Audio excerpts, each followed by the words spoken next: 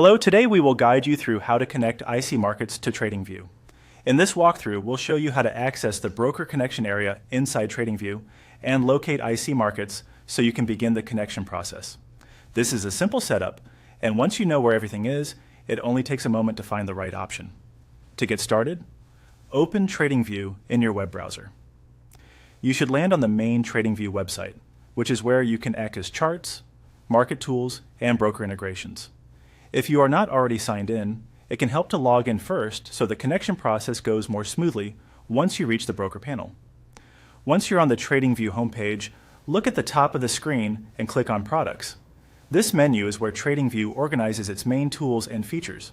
Selecting products helps you navigate toward the trading-related section of the platform. After that, move to the top right area and click on Trade. This will take you into the part of TradingView where broker connections and trading features are available. If you're using charts already, this is the area that links your TradingView interface with supported broker accounts. When the trading panel opens, look for the option that says Show All Brokers and click it.